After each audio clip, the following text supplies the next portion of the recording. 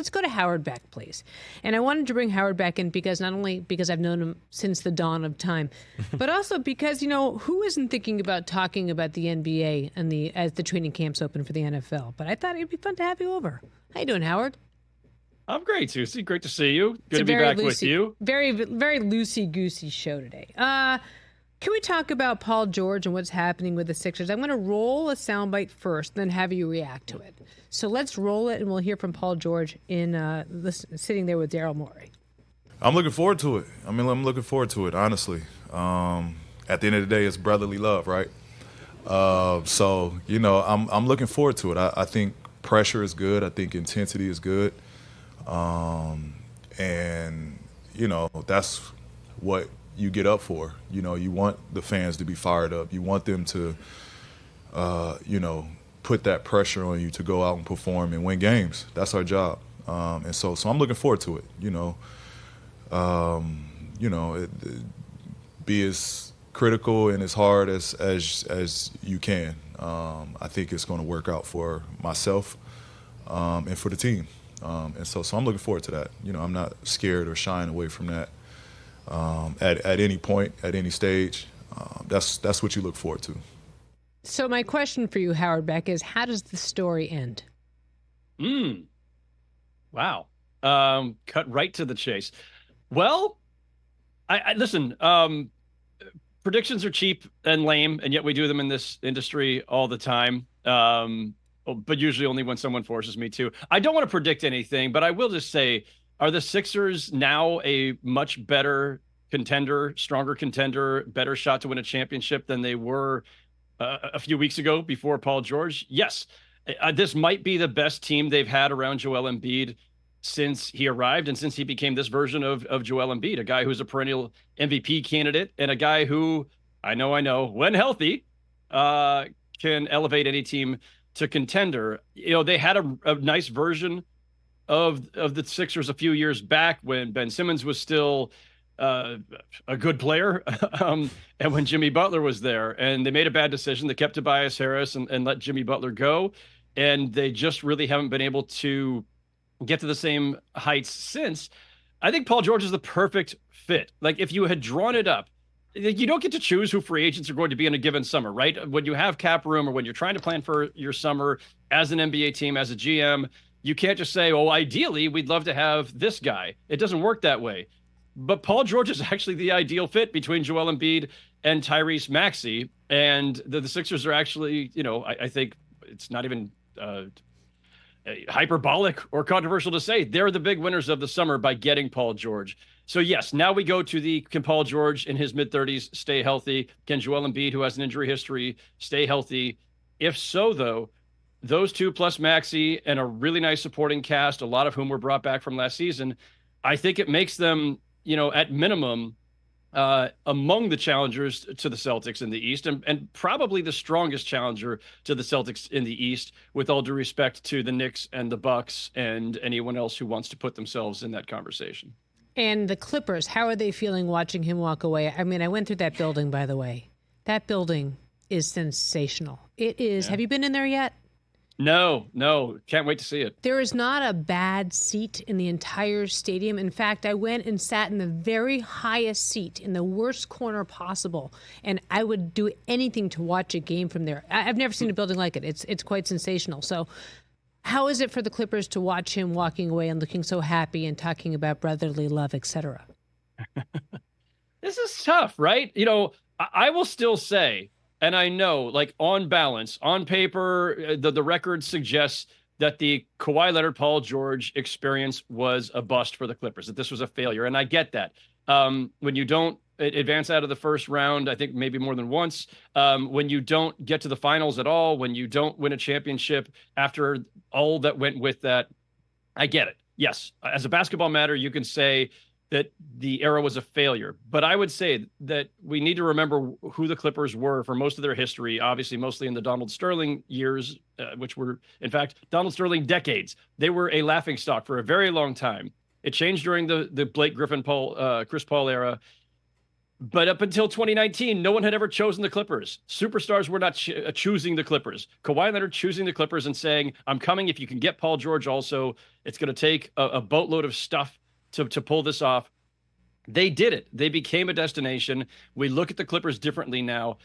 So it's a mixed bag how we evaluate those 5 years. And for the Clippers themselves, I imagine, Suzy, it's kind of the same. They must have some really mixed feelings. They're far ahead in terms of their image and their profile. And now with this, as you just described, beautiful new arena opening up in the fall, they're in a much better place. And so they lost Paul George and they chose to lose him, frankly. Let's be clear about it. They could have kept him if they were willing to go the distance in terms of dollars and years. And LA, Southern California, was home for him. It's one of the reasons he wanted to be there in the first place. Losing him is not great, especially when you had the means to keep him. And it's the first time since Steve Ballmer took over that franchise that he has actually decided not to spend every last dollar it took. They made a choice, and I get it. It's tough being so heavily invested in two guys in their mid-30s, both with injury histories, and given the results that they've had. But still, to be very, very clear, they have taken a step backwards in losing Paul George. They did a nice job in picking up some other pieces to supplement, but if they were a plausible contender before, I think they're now, clearly no better than a second tier to third tier team in the West, and the West is stacked. So I'm curious where they go from here. I think they left themselves some flexibility by not re-signing Paul George, by not going into the so-called second apron, by not just tying themselves up for years in two guys who were in their, not even late primes. They're in their twilights potentially. So they've made the right move on some level as a pragmatic, matter. But where they go from here, how they pivot over the next couple of years is what I'm curious about. Needless to say, I did not see a Chris Kaman jersey hanging from the rafters in the Intuit Dome. I wanted to put that to rest. Just saying. What are you hearing about LeBron? Obviously he's putting on a clinic with the Olympics, and the guys are traveling from England to Paris today. What are you hearing about him Laker-wise before we talk about the Olympics? Yeah, I mean, listen, first of all, just LeBron continuing to just be an absolute marvel of an athletic being at 39, 40 later this year. And he's the best player out there, it seems, on the U.S. Olympic men's basketball team. So just incredible to watch. Every time it's like, oh, yeah, still him. Yep, still the best guy out there. And there's a ton of talent on that roster. And hopefully they get Kevin Durant back soon. But LeBron and the Lakers, man, what a come down it's going to be for LeBron. It is for anybody, to be fair. But coming from the Olympic team where he's going to be surrounded by all this talent, including his teammate Anthony Davis, to go back to a Laker roster that is basically 99% the same. And part of the 1% that's not is, of course, his son Bronny. But Bronny's not changing the Lakers' fate. This is a 47-win team that didn't make a significant move other than go from Darvin Ham to JJ Redick as coach. I don't quite understand the Lakers offseason. I don't understand the Lakers offseason at all. And look, they tried to make some moves. They couldn't get Klay Thompson. They didn't get DeMar DeRozan. I'm just still sitting here waiting, Suzy. Here we are in late July, and it feels like the offseason is largely over. Most of the free agents have signed. There's still room for teams to make moves and try to figure out how to maneuver under the aprons. But are the Lakers done? Is this it? Howard, why is Rob Pelinka still there? Ooh. Because Rob Pelinka is Jeannie Buss's choice. From the very beginning, when she cleaned house years ago and got rid of Mitch Kupchak and Jim Buss, she went for the people who she knew best and trusted the most due to longstanding relationships, and that was Magic and Rob Pelinka. And obviously there was, there were issues, and Magic eventually left, and then it just became Rob Pelinka. There are drawbacks to deciding to stick with just the people you know and trust, as opposed to trying to find the best solution. And I'm not saying that Rob Pelinka is not capable of doing the job, but I think the track record over the last several years, a championship notwithstanding, and I know it's a very large notwithstanding to throw in there, but that championship notwithstanding, I don't think the track record has been all that great. And I think Laker fans would be the first to say, yeah, they're not particularly happy with where, you're in Southern California. I'm not. I imagine there's a great deal of discontent. Like, you look at where they are, and you look at the roster now, largely unchanged. How is this team getting past Oklahoma or Dallas or Denver or Minnesota? They're kind of in a range with. I mean, they could be leapfrogged by the Pelicans, who picked up DeJounte Murray, and I think probably have a Brandon Ingram trade to come at some point. The Grizzlies are going to be healthy. They're probably going to leapfrog the Lakers. So, like, I would just ask this question more or less rhetorically, Suzy. Are the Lakers even trying to win another championship with LeBron James on the roster? Because I don't think it's clear that they are. Yeah, I don't think that you're wrong. I mean, it seems to me, and you and I have obviously spent a lot of time covering that team.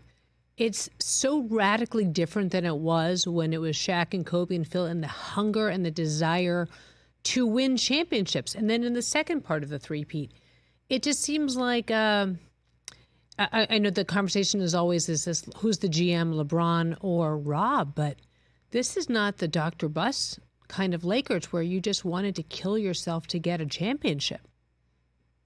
I don't have any doubt in my mind that Jeannie Buss, Rob Pelinka, everybody in that organization want to win championships on principle. And I have zero doubts that LeBron James would love to get another ring or two before all is said and done. And the clock is obviously ticking. He's already defied all odds, all precedent, all history. But one guy can't win, and we've and you've seen Anthony Davis, and sometimes he's hurt, sometimes he's not. He's an incredible player, but you cannot win with age. You have to bring in younger blood, and it doesn't always necessarily have to be related to you. No. And then listen, obviously, look, the Bronny James aspect of this, he's a project. Everybody knows that. I don't think anybody's expecting that the guy you were picking 55th, whether it was Bronny or anybody else, was going to be the ultimate difference. They needed to make their splash in, free agency / trade market, and they've done nothing. They have done absolutely nothing to improve the roster, and just changing coaches is not going to get them from 47 wins and seventh in the West to suddenly top 4 in the West and in the mid 50s. Like it's just not going to work that way. And yeah, LeBron's another year older, and Anthony Davis is another year older, and they had one of their better seasons together in terms of health this past season. And history suggests you can't expect that every year. So where's the improvement coming from? D'Angelo Russell is who he is. Maybe there's an Austin Reeves leap. Maybe there's a Max Christie leap. I don't think you're going to see like some major Rui Hachimura leap at this stage. There's nobody else on the roster you look at and say, like, that's the guy who's going to suddenly elevate them. And so they needed more. They needed more firepower. They needed more help on the wing. They need more defense. They need more shooting. This team is not built to contend. It wasn't built to contend last season, and they've done absolutely nothing to change that. So yes, I do wonder, as much as I know that institutionally or just almost genetically, this franchise is predisposed to be championship or bust. Lakers exceptionalism is a thing, but their actions have not shown that this offseason. They've done absolutely nothing to indicate that they can or expect to compete for titles. All right, Howard, enough talking about all these losers. Let's talk about the champs, okay? The Celtics are bringing everybody back. They're paying $1 bajillion. How are they going to make this work over the next couple of years with all the money they've signed and extended all these guys to? Yeah, and now what Grossbeck is selling the team besides, although that's far off. I don't think we're going to see that right away.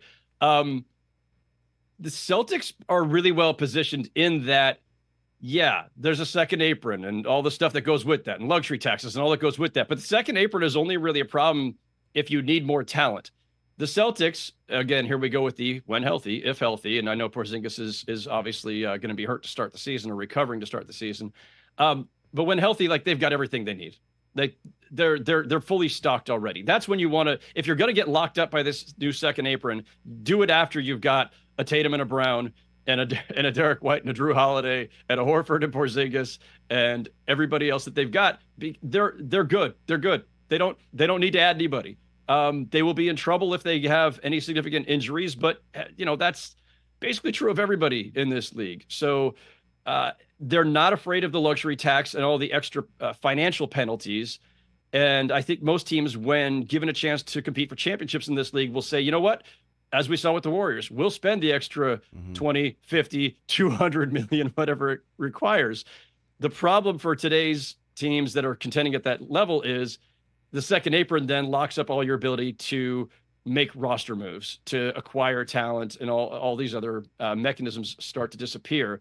But again, the Celtics already have everything they need. So as long as they stay healthy and whole, they're in great shape. They're going to be the favorites for sure going into next season.